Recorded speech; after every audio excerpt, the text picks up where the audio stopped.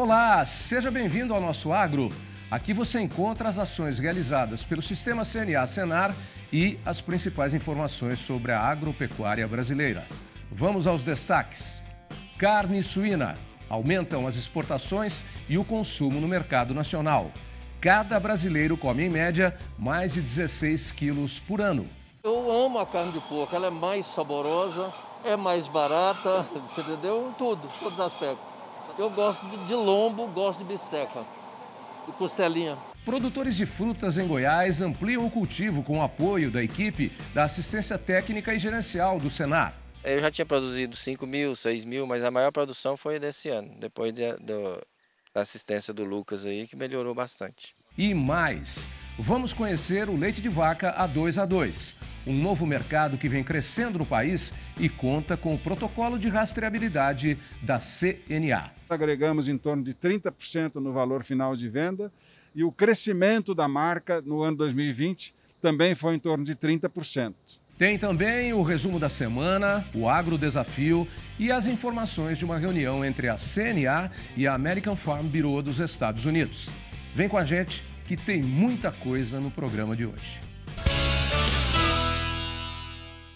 O consumo de carne suína aumentou no país. De julho de 2020 a janeiro deste ano, as vendas do varejo cresceram 80%. Nas exportações também tivemos aumento em 2021, o que mostra a procura pela nossa carne em todas as regiões do planeta. Veja na reportagem. Bacon, lombo, pernil, presunto e mais uma infinidade de produtos. A carne suína, além de saborosa, vai à mesa dos brasileiros com preparos diversos. É ótima também para o churrasco e como aperitivo. E as vendas têm aumentado. No varejo, as compras cresceram 80% no segundo semestre do ano passado, segundo dados da Associação Brasileira dos Criadores de Suínos. Procura que é percebida nos supermercados e açougues. Entra aí naquela questão da oferta e da procura, né? Um produto de uma qualidade boa e com um preço mais acessível, com certeza o consumidor vai fazer aquela migração, mesmo que seja temporária. A visão do brasileiro em relação à carne suína vem mudando nos últimos anos. Pesquisas apontam que o consumidor já identifica esta proteína como saudável e recomendada por muitos médicos e nutricionistas. Cada brasileiro consome, em média, 16 quilos e 800 gramas de carne suína por ano. A gente gosta muito e acha que a carne de porco é uma excelente opção dentre as opções de carne, né? Em termos de gordura e tudo isso. O custo-benefício atualmente está entre os melhores, né? Então tudo isso faz a gente acabar consumindo mesmo. Eu amo a carne de porco, ela é mais saborosa, é mais barata, você entendeu? Tudo, todos os aspectos. Eu gosto de lombo, gosto de bisteca, de costelinha. Existe um grande potencial de crescimento, não somente na produção, mas no consumo interno, né?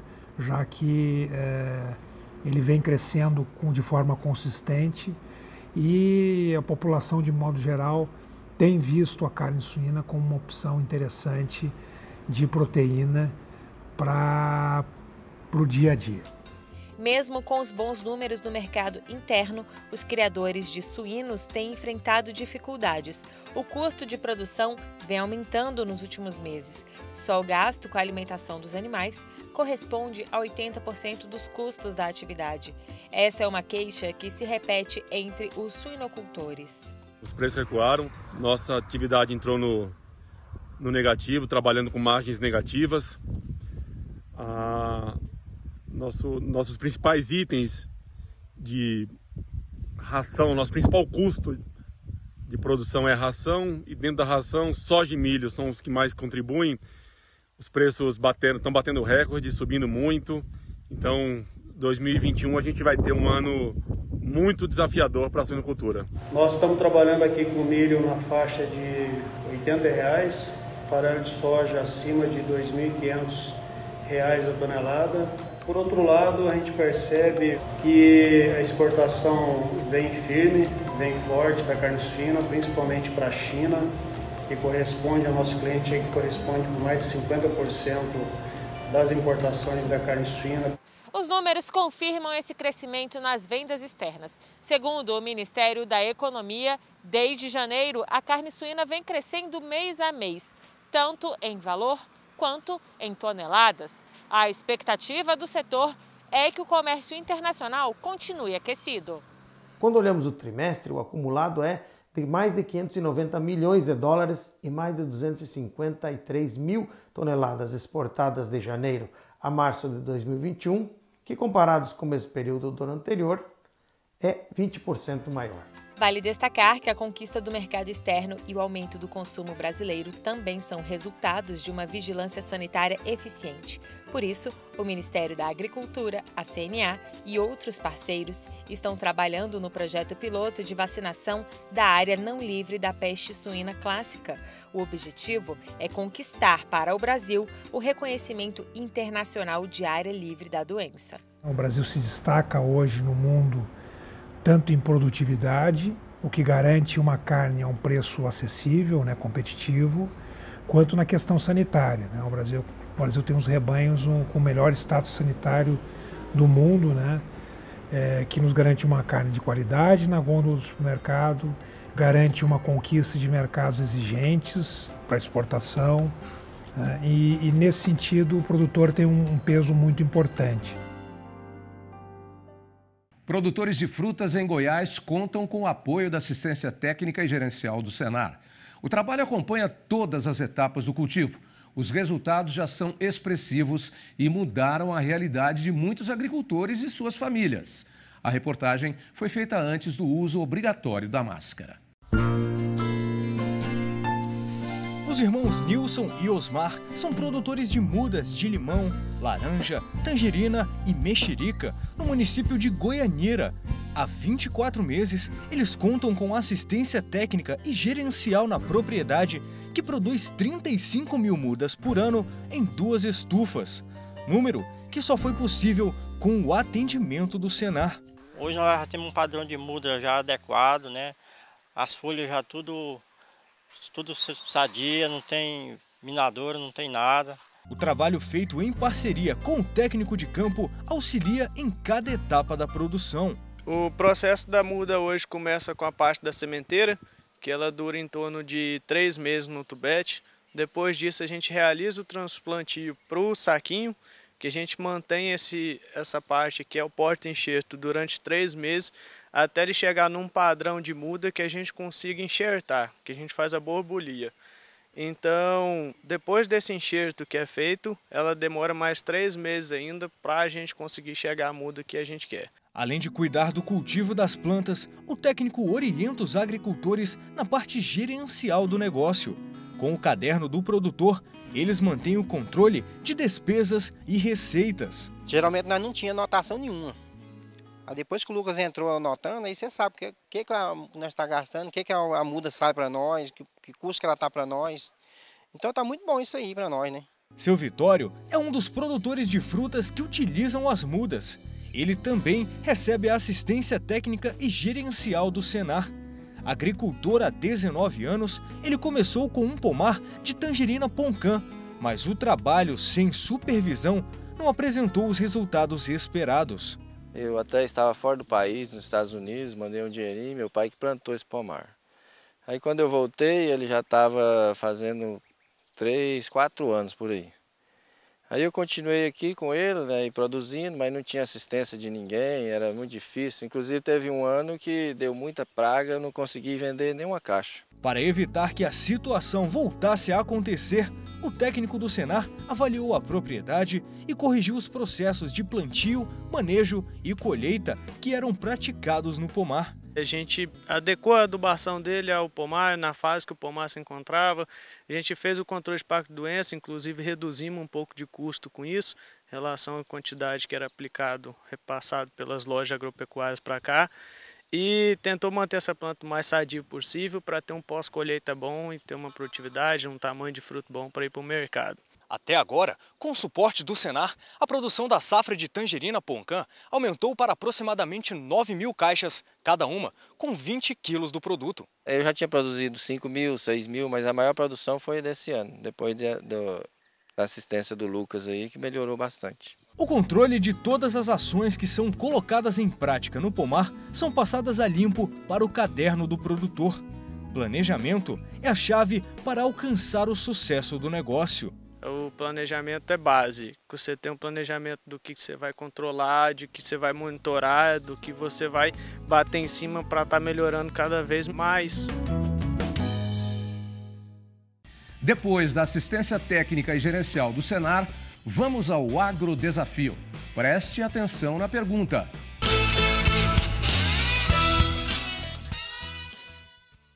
Quantas safras de milho são colhidas por ano no Brasil?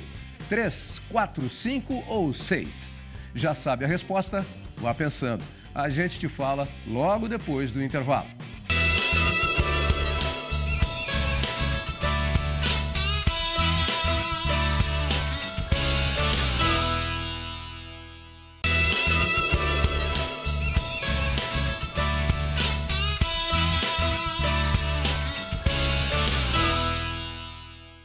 Aproveitou o intervalo para pensar no Agrodesafio? Então vamos à resposta.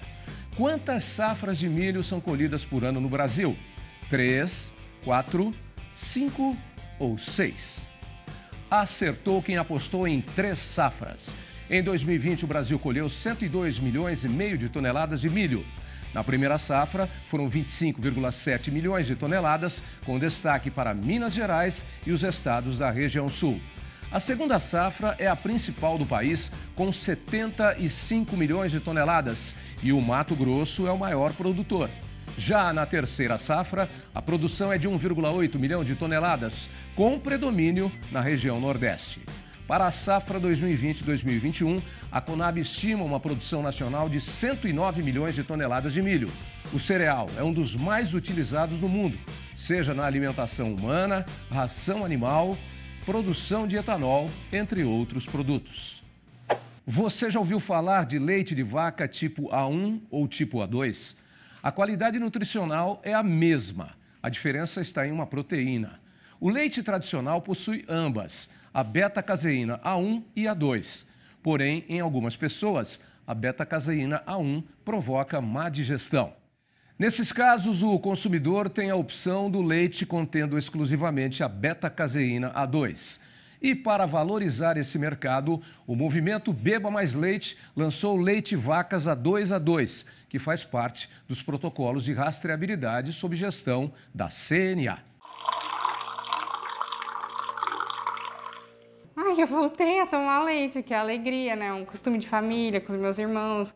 Um copo de leite tem o poder de fazer a Gabriela sorrir. Só que esse costume, que vem de família, precisou ser interrompido durante um ano por causa da saúde. A jovem nasceu com problemas cardíacos e desenvolveu várias doenças autoimunes. O leite tradicional tem a mesma qualidade e padrões nutricionais que o leite Vacas A2A2. Só que em algumas pessoas, caso da Gabriela, pode provocar desconforto pela má digestão da proteína beta-caseína A1. Dá uma disfunção no intestino, né, a dificuldade do intestino, e sempre os sintomas das doenças que eu tenho. Há pouco mais de 2 anos, ela ficou sabendo sobre uma fazenda perto de sua casa, no interior de São Paulo, que estava produzindo leite A2A2. Sem saber o que era, Gabriela consultou a nutricionista, que aprovou o consumo. Os desconfortos não apareceram mais e a psicóloga pôde, finalmente, voltar a saborear o leite. Depois que eu voltei a tomar leite, eu não vivo sem leite, café da manhã, café da tarde, antes de dormir. É um conforto até emocional. O leite que Gabriela está tomando vem desta fazenda em Descalvado, no interior de São Paulo. É ordenhado destas vacas que produzem naturalmente apenas a proteína beta-caseína A2, que não provoca o desconforto da má digestão. Quando decidiu investir nesse tipo de leite, o produtor fez o DNA de todo o rebanho para identificar as fêmeas que tinham o genótipo A2A2. Foi o primeiro passo a caminho da certificação. Esta fazenda é pioneira, é a primeira no país a obter a certificação do leite A2A2. São 2.000 vacas que produzem esse tipo de leite e os animais são identificados por um brinco na orelha. Olha só, vaca A2A2. Quando a gente cumpre todo o protocolo de certificação A2A2, cada animal que fez o seu DNA e é garantidamente um animal caseína A2A2, ele recebe um brinco da certificadora. Os animais destinados à produção do leite Vacas A2A2 ficam em lotes e a ordenha é feita separadamente para que não haja erros. Além dos brincos, o produtor recebeu autorização para incluir este selo nas embalagens do produto, já que a própria fazenda faz a comercialização. Lançado em 2019, o selo Vacas A2A2 garante a origem e confirma ao consumidor que não há mistura com o leite tradicional produzido por vacas que têm o genótipo A1. A adesão ao programa é voluntária e todo o processo é auditado. O produtor precisa atender alguns requisitos para conseguir a certificação. O cerne do checklist é garantir o risco da não mistura, né? Então, é desde a identificação dos animais, a genotipagem desses animais para identificar o genótipo A2A2 e depois todo o processo de obtenção do leite, passando pela ordenha, segregação do leite, recepção na indústria, envase desse produto de maneira segregada, separada, para garantir que não haja mistura. Segundo o produtor, a certificação agregou valor à marca e mais renda para a família. Nós éramos posicionados abaixo dos concorrentes do leite tipo A e hoje nós somos posicionados acima dos concorrentes. Então nós agregamos em torno de 30% no valor final de venda e o crescimento da marca no ano 2020 também foi em torno de 30%. Trouxe muita confiança o fato de ter um selo, um certificado desses na nossa embalagem. A Confederação da Agricultura e Pecuária do Brasil é responsável pela gestão do protocolo de rastreabilidade Vacas A2A2. Na plataforma AgriTrace, o produtor conhece os detalhes da certificação, a lista de laticínios parceiros e consegue fazer a sua adesão. Toda a produção, toda a fazenda que adere a este protocolo, todo o laticínio que faz adesão a esse protocolo, emite relatórios e lança esses relatórios no sistema da CNA, no AgriTrace, e assim a CNA consegue ter toda a auditabilidade do processo de produção de leite A2 pelo protocolo Vacas A2A2. A CNA é fundamental aí dentro desse processo porque traz uma transparência, uma robustez ao programa, porque essa plataforma AgriTrace que eles trabalham traz, né, todo esse conjunto de informações juntas. O fato da gente poder ter essa parceria público-privada do órgão máximo dos produtores garantindo esse processo através dessa certificação dá uma enorme credibilidade e dá oportunidade para que qualquer produtor possa fazer. E chegou a hora do resumo da semana com Francisco Jordão. Tudo bem, Francisco? Olá, Otávio. Olá, você de casa. O Ministério da Agricultura atendeu o pedido da CNA e de outras entidades do setor e renovou a autorização que facilita a venda de leite por pequenos laticínios. De acordo com o ofício do Ministério, laticínios com selo de inspeção federal poderão comprar leite a granel cru de pequenas indústrias com selo de inspeção estadual ou municipal. Veja o que mais o Sistema CNA-Senar fez para você, produtor. A CNA promoveu um debate virtual com integrantes do governo para lançar um estudo que mostra o potencial de produtos agropecuários nas exportações à Coreia do Sul. E a Aliança Agro-Brasil da CNA discutiu com associações do setor formas de ampliar a participação do agro no mercado asiático.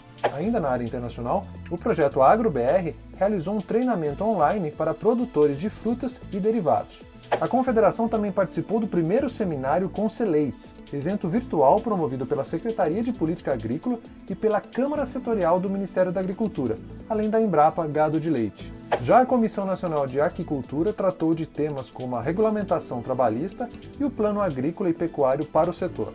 Em um encontro virtual da Comissão Nacional do Café, os integrantes debateram o desenvolvimento de ferramentas de gestão de risco na atividade. A CNA também participou de uma audiência pública na Câmara dos Deputados para discutir a proposta de lei orçamentária anual de 2021 para o setor. O Instituto CNA esteve em um debate sobre a criminalidade no campo em um evento promovido pela revista DBO. Você acompanha essas e outras notícias no site CNA Brasil e nas nossas redes sociais. O presidente da Confederação da Agricultura e Pecuária do Brasil, João Martins, juntamente com diretores da entidade, participou de uma reunião com o presidente da American Farm Bureau Federation, Zip Duval. A ideia é construir um diálogo agrícola Brasil-Estados Unidos. Quem participou da reunião e conta os detalhes para a gente é a diretora de Relações Internacionais da CNA, Lígia Dutra. Bom, Lígia, como é que vai funcionar esse diálogo?